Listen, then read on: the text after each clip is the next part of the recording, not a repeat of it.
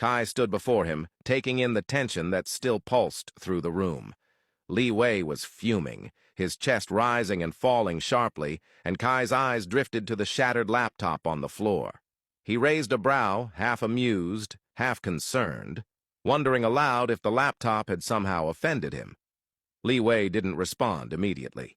He strode toward the resting corner, grabbed a bottle of water, and drank it in one long, forceful pull, like a man trying to extinguish a fire burning from the inside. When he finally looked at Kai, frustration darkened his eyes as he questioned why women were like this, why they never listened. He spoke of repeating himself endlessly, only for her to do the exact opposite, his voice thick with the turmoil he had been holding back. He sat down, running a hand through his hair as though trying to calm the storm inside him. Kai watched him unravel, amusement flickering at the edges of his expression.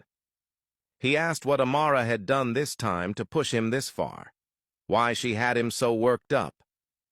Leewi, still brimming with anger, explained that she had taken a modeling gig without telling him. He'd only found out today, and the worst part, the part that made his entire chest twist, was seeing her in a wedding dress, pressed so close to a male model, letting the man touch her with an intimacy that should have belonged only to him. He declared that he was done. Kai laughed under his breath as he sat beside him. He reminded Leewi that they both knew he wasn't done at all, that they had seen this pattern more times than he could count. He told him he knew him and Amara too well, how they burned hot, clashed fiercely, and then found their way back into each other's arms as if drawn together by something magnetic and uncontrollable. He told him to stop lying to himself. Leewi tried to deflect the conversation, asking why Kai had suddenly appeared in his office after avoiding him for days. The moment shifted, the air tightening as Kai's expression changed. Something heavy lingered in the space between them. He finally revealed that something strange had happened. His father had named him the successor instead of Fang. Leewi's posture straightened instantly, waiting for the rest. Kai went on, saying he had always believed his father hated him, especially with how he had treated him for so many years. Yet suddenly, in the end, the man left him more than Fang. He leaned in, seeking answers, wondering what any of it was supposed to mean.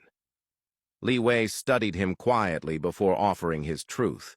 Perhaps his father had loved him after all, but had been disappointed because Kai hadn't become the son he had envisioned. Yet even so, there had been a soft spot, something hidden beneath the roughness. He told Kai that in his eyes, Kai had always been more sensible than Fang, more responsible, more logical. Fang acted on emotion, made reckless decisions without thinking. Kai was different, stable, rational, mature, even though he tried to conceal that side of himself. Leewi added that his father likely saw those things too. That was why he had made him the successor, because he trusted him. Kai said nothing for a moment, staring off to the side, lost in thought. When he finally looked back, he asked what he was supposed to do. Leewi told him he couldn't decide for him, but if Kai wanted his honest opinion, then he should accept the position. He could turn the family's reputation around. Instead of chasing Fang's obsession with taking over East Gate Group, he could build something of his own, a real business under the family's name, using the assets and inheritance to create something that would last for generations. But Kai hesitated, mentioning his music, the life he loved. He said he couldn't abandon it just to take on everything his father left. Leewi told him he didn't have to choose, that he could do both, and that if he needed help, he would always be there to guide him, to mentor him, to ensure he succeeded. But in the end, it was Kai's decision alone. The assistant entered then, interrupting the moment, and Leewi immediately asked about the shoot. The assistant said it was going well, but Leewi's expression hardened. He told him he wasn't asking about the shoot. He wanted to know if Amara was still there. When the assistant confirmed she was, something inside Leewi shifted. He shot to his feet. Kai rose too, half laughing as he asked where he thought he was going and why he suddenly cared when moments earlier he'd claimed he was done. Liwei dismissed him, insisting he only wanted to see what was going on, and without another word, he strode out. Kai followed him, amusement curling at his lips as he left the assistant behind. Confused, piecing together the scattered clues, wondering if there was something going on between Liwei and Amara. Because if she meant nothing to him, he would never have asked about her, never rushed off to watch a photo shoot, something Liwei would never do for anyone. Meanwhile, May lay on a hospital bed, her body still and her eyes filled with tears that refused to stop. Everything she once knew had collapsed in front of her. Her daughter was not saved and on the verge of death, her husband imprisoned, and her own body paralyzed. Her world had crumbled in the space of a breath. She replayed everything, the downfall unfolding swiftly, mercilessly, in ways she never imagined life could break her. Her mind spiraled with grief, her heart shattering with each memory, each failure she couldn't undo. A nurse entered quietly, carrying a tray of food, reminding her she had not eaten since she arrived. She urged her to try, to take at least a few bites. Instead, May struck the nurse's hand, sending the food crashing to the floor. The nurse stared at her, warning that she would die if she continued like this. Before May could respond, a cold voice slipped into the room, saying the nurse should let her die if that was what she wanted. An old woman stepped in, her eyes fixed on May as she moved slowly toward the bedside. May's breath caught. Tears flooded her eyes as she desperately tried to sit up straighter, struggling against her immobile limbs.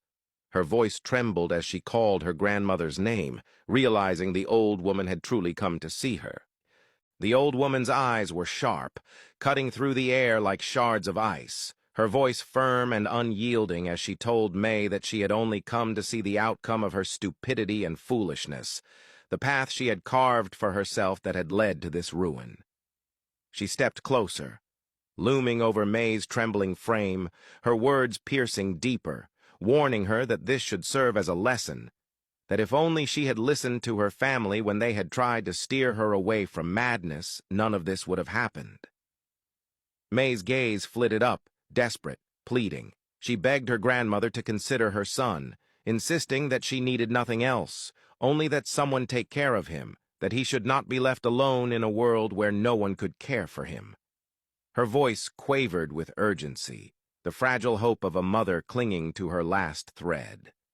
Her grandmother's tone hardened, icy and unforgiving. She refused, declaring that since May had been cut off from the family, that included her children. Her gaze narrowed, directing her words like daggers. She told May to turn to her useless husband's family if she wanted her son cared for, leaning in, her breath cold as she reminded May that she had married a stranger from nowhere, wasting all chances to secure a family that could stand by her now. She reminded her that she was alone, that her husband could do nothing to remedy this, and that this was the life she had chosen, whether she liked it or not.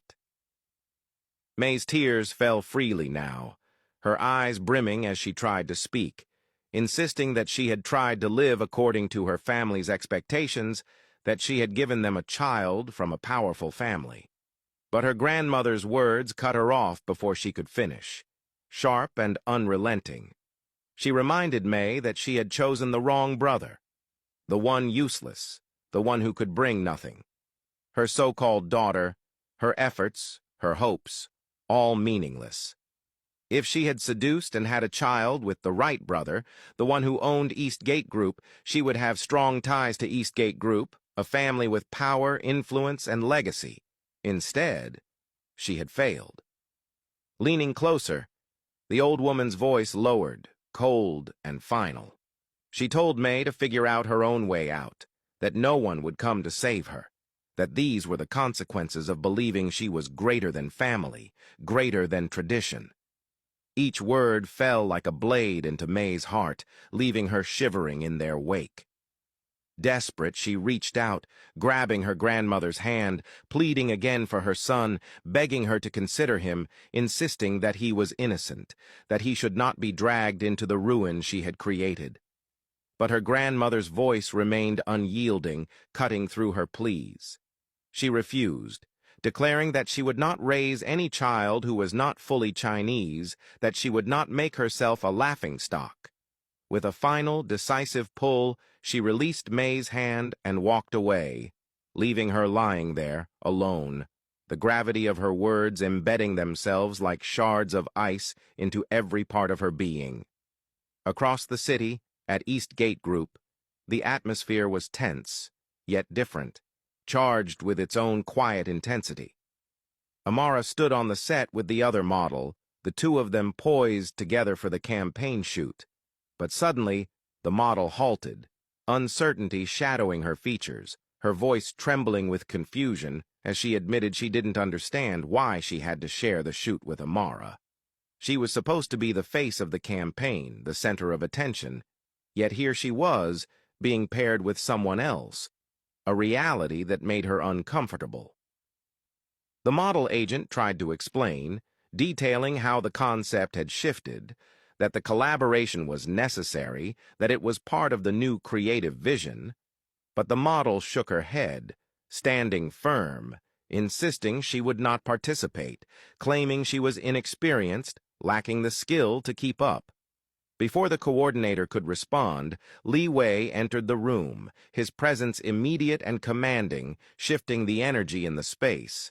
His eyes swept over the set, sharp and unyielding, and he declared that if the model wanted to be alone, then that would be respected. His voice carried authority, a quiet command that left no room for argument.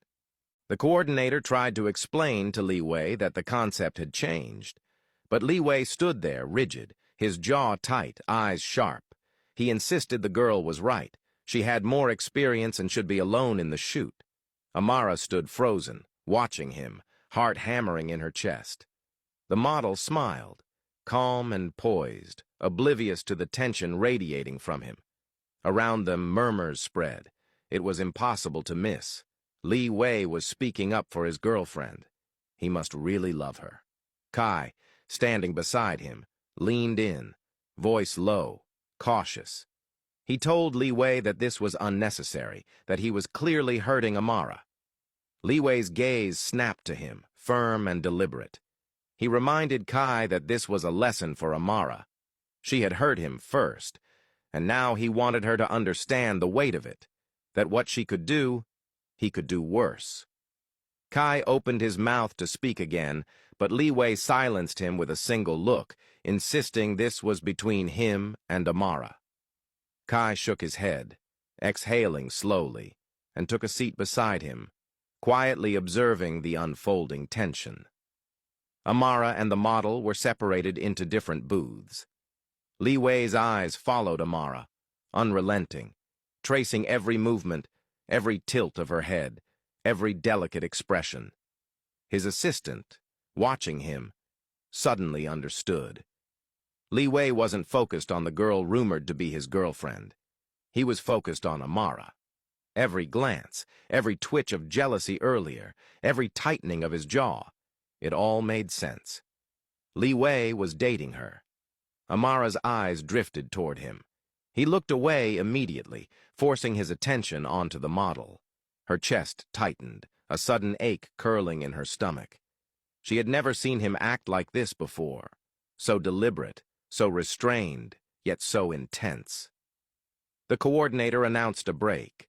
Amara, desperate to clear the air, stepped toward him. But before she could reach him, the model approached first, smiling brightly. She thanked him for defending her and told him she felt protected. Leewi glanced at Amara, realizing she was watching, then moved closer to the model. He told her it was okay, praised her performance, and slowly reached out to brush a strand of hair from her face. Amara froze, her heart shattered. Seeing him so close to another girl, touching her in the way he always touched her, looking into her eyes the way he always looked at her. It was a physical ache, spreading through her chest, her arms, her stomach. Numbness crept over her body, a helplessness she couldn't fight. Momo appeared beside her, grabbing her hand. She whispered firmly, urging her not to watch, insisting they go grab something to eat. Amara followed, reluctant, her gaze flicking back once more, unwilling to fully look away. Leewi pulled back from the model, his expression hardening. The girl, still smiling, asked if he wanted lunch. He told her he wasn't interested and walked away. Kai, standing nearby, laughed softly at her naivety, shaking his head. Leewi was not interested. She was a pawn, a tool meant to provoke the jealousy of the girl Leewi truly loved. Kai left, leaving the girl standing alone, pride faltering. In the cafeteria, Amara sat with Momo. She barely touched her food, eyes glistening with tears she refused to shed.